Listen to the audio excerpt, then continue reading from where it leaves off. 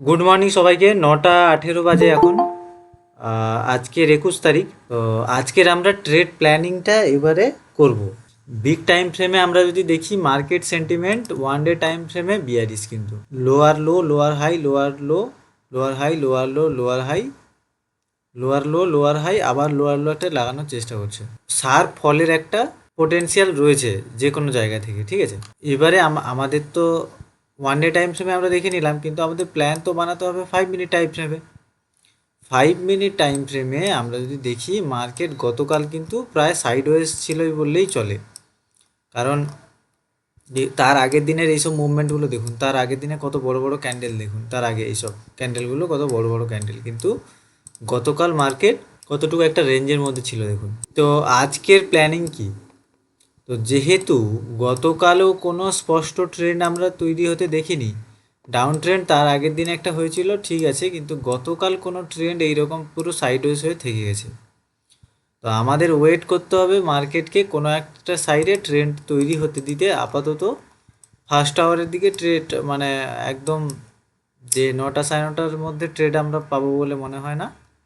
কিছুটা ওয়েট করতে হবে, দেখি সেরকম সিচুয়েশান কোনো পজিশান যদি আসে আমি আপডেট করছি। ততক্ষণে মাঝে মধ্যে আমরা কিছু স্টকসও দেখে নেবো যদি কোনো কিছু আসে।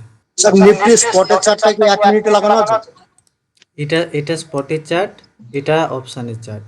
এটা হ্যাঁ স্পটের বলছি চার্টও 1 মিনিটে। 1 মিনিট হ্যাঁ, এইখানে যে দেখতে পাবেন স্পটের চার্ট 1 মিনিট আর ঠিক অপশানের আছে। চার্টও 1 মিনিট। নিফটি 22,800 ফুটে একটা এন্টার করলাম আমি, একটু আগেই করেছি। 131 টাকা 40 পয়সা অ্যাভারেজ প্রাইস হয়ে যায়, ঠিক আছে। এবার স্টপ লস থাকবে অ্যাটলিস্ট 10 পয়েন্ট আর 15 পয়েন্ট মতো টার্গেটের ওয়েট করব। 1 মিনিট ফ্রেমের যে ট্রেডগুলো হয় সেগুলো খুব কুইক করতে হয়। দেখা যাচ্ছে রিভার্স করে যাচ্ছে যাচ্ছে অনেক সময় হয়, তো সেক্ষেত্রে কুইক এক্সিটও করে দিতে হবে। 5 মিনিটের ক্ষেত্রে সুন্দর হোল্ড করে বসা যায়। স্পটে আমি এই জায়গা পর্যন্ত, এই সুইং লো পর্যন্ত টার্গেট এক্সপেক্ট করছি।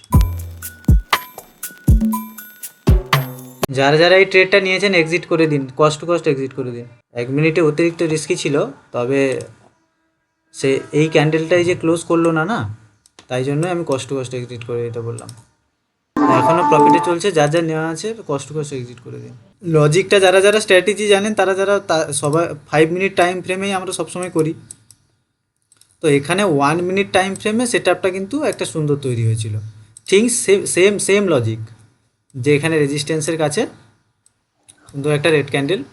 তো 1 মিনিট টাইম ফ্রেমে আমি এখানে এক্সিট করতে কেন বললাম, এই ক্যান্ডেলটা যখন তৈরি হলো, কারণ তখনও কিন্তু প্রফিটে চলছিল, যেহেতু আমাদের এখানে নেওয়া। এক্সিট করতে এই কারণেই বললাম যে 1 মিনিট টাইম ফ্রেমে না মার্কেট খুব ভোলাটাইল হয়। 5 মিনিট টাইম ফ্রেম হলে একদম শক্ত হয়ে বসে থাকতাম। মানে কি বলবো, 99% শিওর এই সেট আপ তৈরি হলে মার্কেট তো এই লেভেল টাচ করবেই করবে, কিন্তু 1 মিনিটে সেক্ষেত্রে একটু রিস্কি হয়ে যায়। তো ওই জন্যই আমি যখন এইটা রিজেকশান নেওয়া শুরু করে আমি তখন এক্সিট করে দিতে বলেছি, আমিও এক্সিট করে দিয়েছি। আগের যে সুইং হইতেছিল স্যার, আগের যে সুইং হইতেছিল আগের, হ্যাঁ হ্যাঁ, ওটা এটা ভালো অপারেশন ছিল।